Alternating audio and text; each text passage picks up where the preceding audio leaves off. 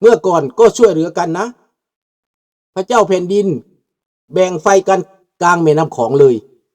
แล้วก็ได้แต่งเพลงขึ้นบอกว่าเพลงอีหยังสองภาคฝั่งลาวไทยน่ะของสองฝั่ง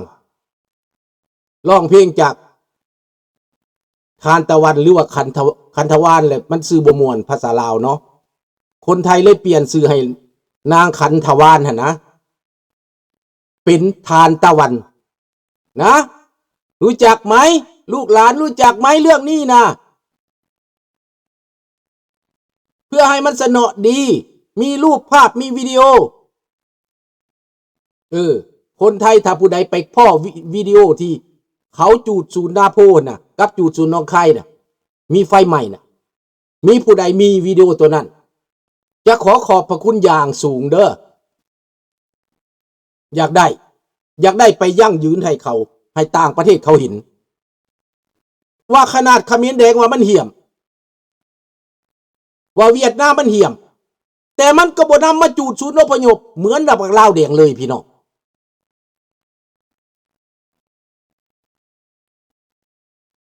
มันต่างกันที่ลาวครับไทยไปเอาทรัพยากรลาวไทยสร้างทางให้แต่จีนและแกวไปเอาทรัพยากรไม่สร้างทางให้แสดงว่าไทยนี่มีน้ำใจกว่าเจ๊กและจีนก็มีอยู่บ้างครับอันนี้ไม่ได้ว่าไม่มีนะบอกว่ามีแต่มันก็ไม่ได้ยอมใจนะก็เหมือนถ้าผมไปเอาเมียคุณมาแล้วผมจะทางหญ้าให้เอาไหมเอาเมียคุณไปแล้วผมจะทางหญ้าให้เอาไหมหรือว่าจะแปลงทางไปตลาดให้เอาไหมผมจะไปเอาเมียคุณไปนี่เพลงสองฝั่งโขงนั่นแหละของสองฝั่งโขงนอกขอบใจไทยหลายพันประดิษฐ์แม่นบ่ท่านประดิษฐ์เฮานี่อยู่ในระยะนั้นเฮาฮู้จักว่าไฟน่ะนะขนาดแลกเปลี่ยนไฟกันแลกเปลี่ยนสร้างแพอยู่กลางน้ำของสองพระองค์มานั่งเซ็นสัญญากันเป็นพี่น้องลาวไทยกันเกียรติศักดิ์ศรีดีสุดเวลานั้นน่ะมีเกียรติข้าพเจ้าเป็นหนุ่มนี่นะเป็นหนุ่มมัธยมว่าซั่นไปข่าวนั้นมัธยมเวียงจันทน์ลีเซเวียงจันทน์นั่นโอ้ยหัวใจนี่จังมันเบิกบานจังมันมีความสุขพระเจ้าแผ่นดินสองพระองค์มานั่งอยู่นำกันงดงามที่สุดสง่างามที่สุดแม่นบ่ล่ะมันงามที่สุด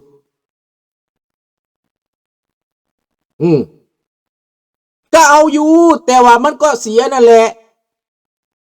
ข้อเสียมันเสียเปรียบ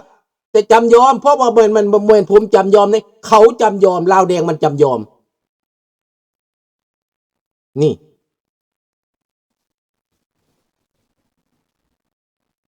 เอานะขอบใจมากๆเอาล่ะพี่น้องเดี๋ยวนี้ลาวแดงมันขี้โม้ว่ามันเป็นแบตเตอรี่แห่งเอเชียเราไปเบิ่งดูละหนทางขึ้นภูหนทางเลข43หนทางไปภู9ภู10ว่าซั่นลิ้นมักตลาดท่าแก้ขึ้นพลาดลงรถก็ได้จีไม่เห็นแกได้อย่างเดียวแน่นอนแต่ว่าเป็นอะไรเจ๊กเท่าบางตัวคือว่ามักแค่มักจีนนั่นเจ๊กเท่าในไทยบางตัวว่าตุ๊ดมันย่องเจ๊กข้าพเจ้าว่าบักเจ๊กเท่านั้นเป็นคอมมิวนิสต์แน่นอนโลดเป็นคอมมิวนิสต์แน่นอนพี่น้องบักเจ๊กเท่าบางตัวน้องธนพรจำได้บ่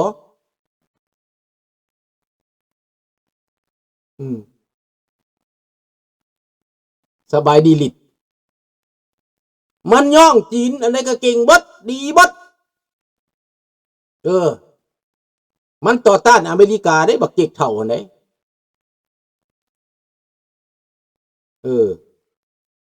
บักเจ๊กเท่าเมืองไทยพี่นะมันยกย่อปอปั้นจีนนี่ปาติโทข้าพเจ้าว่ามันเป็นคอมมิวนิสต์แน่ๆบักนี่นะ เออปั่นป่วนบ่หยุดบ่เศร้าได้พี่น้องฟังเอาเด้อพี่น้องเอ๋ยนี่คือความจริงถ้าใครอยากรู้ความจริงว่าเจ๊กเป็นคอมมิวนิสต์หรือเปล่ามันว่าJ10สุดยอดมันว่ามันพากันเว้ามันพากันโฆษณาสร้างความเสื่อมันได้มันสร้างได้ลุงก็เปรียบเทียบแรงไปไหมอย่าลืมคุณลุงมีเลือดไทยนะลุงเคยหนีไปไทยช่วยไปประเทศที่3ไม่แรงครับไม่แรงเราก็พูดตามเหตุผลนั่นแหละไม่แรงแล้วนะได้แล้วต้องไปแรงทำไมล่ะนั่นเอาเป็นผมเอาไหมเอาอย่างนั้นเอาไหมล่ะไม่แรงพัชวาทไม่แรงนะเราเป็นไทยก็ต้องพูดความจริง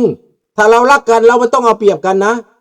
ต้องเปิดให้เป็นประชาธิปไตยส่งเสริมให้เป็นประชาธิปไตยไม่ต้องไปลักสมบัติเขาไม่ต้องไปเอาของเขาตอนเขาย่ำแย่เขาเจ้าของเขาก็ต้องหนักละสิเขาก็เป็นห่วงละสิมันเป็นของธรรมดาพัชวาทขนาดพวกคุณน่ะซ่องบุกน่ะแต่เล็กๆขั้นใด3ขั้นน่ะยังฆ่ากันตายได้แล้วเห็นหัวอกคนเราไหมล่ะผมก็บอกพ่อผมก็เสียเปรียบละสิแม่ผมก็ยิ้มละสิถ้าคิดอย่างนั้นน่ะต้องคิดให้มันเสมอหน่อยคิดที่เขาที่เราหน่อยแม่นบ่ล่ะ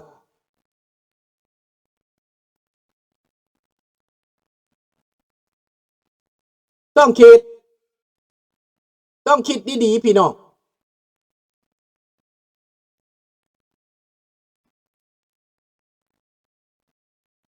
ถ้าเฮาเป็นจังสั่นพี่น้องเฮาสิมักบ่เฮาก็บ่มักต้องเห็นหัวอกเขาหัวอกเราล่ะสิ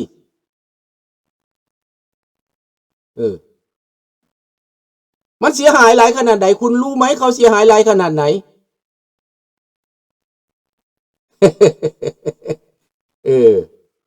ก็คิดเอานั่นแหละลุงบ่ได้เว้าเด้ก็คิดเอาเนาะคิดเอาเด้อพี่เจ้าเด้อดังนั้นคนลาวคนไทยน่ะถ้าอยากจะได้กันก็ได้แบบยอมกันแม่ต้องเว้าแบบก็ยอมกันแม่อย่างพ่อผมกับแม่ผมยอมกันนี่โอเคนั่นน่ะเขายอมกันเด้2คนเขายอมกันแม่ผมคนของแกนนี่ก็ว่าจังไดเจ้าเอาข่อยจะต้องเลี้ยงดูข่อยได้เราอ่ะพอผมก็ยอมยอมเลยไม่เป็นไรไม่ต้องทำงานอยู่บ้านก็ได้บัดได้มาแล้วแม่ผมก็ต้องลงค่าตลาดเด้เพื่อหากินเด้พอผมก็เป็นนายทหารเด้เหลี่ยมจัดเด้มันบ่พอกินได้ตัวต้องหากินตัวเราอ่ะนี่บัดได้กันแล้วได้กันแล้วขาแป้วจึงได้เห็นได้น้องเอ้ยก็เป็นจังซั่นพี่น้องความจริงก็ต้องพูดนั่นแหละให้รู้จักไม่ใช่เฮิดกันนะเบิ่งมันเสียหายหลายบ่เสียหายหลายแหละก็ย้อนหยังบ่แม่นย้อนคนไทยเด้บ่แม่นย้อนคนไทยเด้พี่น้องย้อนพวกที่เพ็นปันประโยชน์เขาบ่ได้สนใจเจ้าว่าอันใดไทยก็เป็นเจ้าเบิดซั่นบ่แม่นคนไทยก็บ่ได้รับผลอยู่ที่ความยุติธรรมเหมือนกันผมก็รู้สึกสิคนขอนแก่นไม่ได้รับความยุติธรรมเหมือนกันนะใช่นั่นอีกกระสุนใช่แล้วจะไปตีว่าเป็นของไทยหมดก็ไม่ใช่แต่ว่านโยบายของรัฐบาลนะผมไม่ชอบที่นโยบายนั่นแหละพัชวาท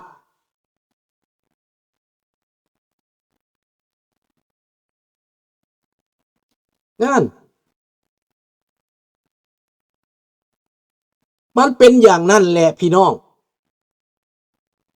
ใครก็เลือดผสมกันหมดนั่นแหละเขามันพี่น้องกันที่ว่าจังไดสัตว์แต่ว่าเราบ่อยากให้เอาเปรียบเราอยากให้เข้าใจเราบ่อยากให้ไปส่งเสริมรัฐบาลจูนอันนี้เพื่อผลประโยชน์ตัวเองความหมายนั่นน่ะ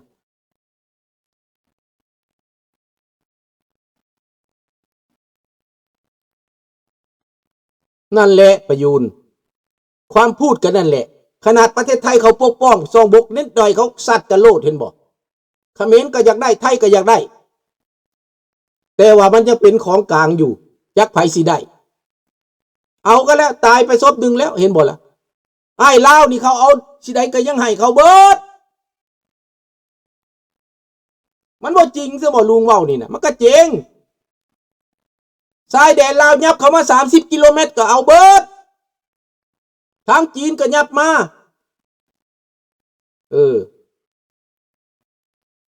อันนี้แหละมันเป็นแบบนี้พี่น้องเขมรเกาดินลาวอีกตัวนี้นะ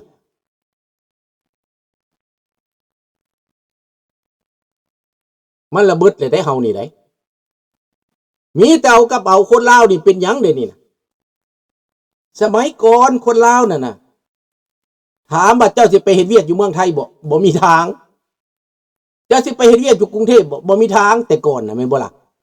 แค่ไปเรียนก็ยังไม่อยากไปแล้วไปเรียนแล้วกลับมาได้คนลาวไปเฮียนนะ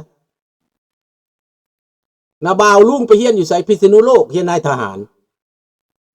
กินดีสั้นเยี่ยนเขาจัดอาหารพิเศษไว้ให้เงินจ่ายรัฐบาลอเมริกาจ่ายกินอาหารสั้นเยี่ยมนายทหารไปเรียนนายร้อยเนี่ยก็เป็นอย่างสั้นพี่น้องแล้วก็บ่ได้อยากไปอยู่อีกได้มีแต่คนอีไทยภาคอีสานแม่ผมนั่นแหละมาเมืองลาวเด้ออยากอยู่เมืองลาวอยู่แถวลัก21แม่นเบิดแหละมาจากอุดรมาจากขอนแก่นมาจากอุบลมาจากหนองคาย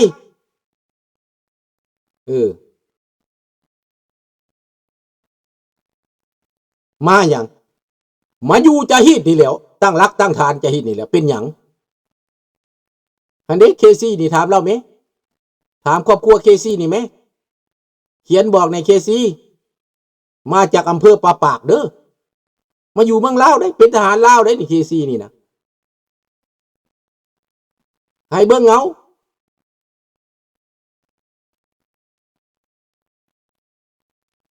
Good morning อันดรูดังนั้นพี่น้องลาวกับไทยนี่ต้องพูดกันให้มันชัดๆถ้าเป็นประชาธิปไตยแล้วเราไม่ได้มีปัญหากันนะตอนนี้เราไม่เป็นประชาธิปไตยท่านธนพรบอกว่าไทยปะทะเขมรฟังข่าววันนี้จากแหล่งข่าวเขมรไปตายโรงพยาบาลอีก2 บาดเจ็บอีก10นะมันจะเกิดใหญ่ขึ้นมาเด้มันจะเกิดเรื่องเห็นบ่แผ่นดินโทร2 นิ้วนี่นะให้เจ้าคืดเขมรก็เอาเจ็ดก็เอาแก้วก็เอาแผ่นดินลาวจะน้อยลงแม่นบ่ฝั่งของฝั่งเดียวกับอีสานอยากให้ไทยยึดให้หมดบ่อยากเป็นลาวนำเผด็จการจากสปป.ลาวอีกแล้วคือเว้ยเฮาก็บ่อยากให้ยึดดอกให้อำนาจประชาธิปไตยลามไปคุมประเทศลาวนะไม่ใช่ให้ไปยึดเนาะลาวเขาก็อยากเป็นลาวแน่เนาะแก้วเมฆว่าจังไดอยู่ทางปากเซ่โพนทองจำปาสักคนไทยมาทำงานอยู่อย่างสบายสมัยก่อนแม่นบ่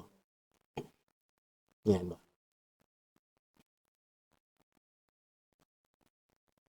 เคซีบอกว่า my father and my grandmother saved in La Royal Army from อีสาน yes เห็นบ่เป็นยังจะได้ไปอยู่พุ่นตามพ่อของท่านเคซีว่าให้ข้าพเจ้าฟังเล่าตั้งแต่เรายังหนุ่มคอมมิวนิสต์ไทยโฆษณาให้เราไปเป็นคอมมิวนิสต์อยู่อำเภอปาปะ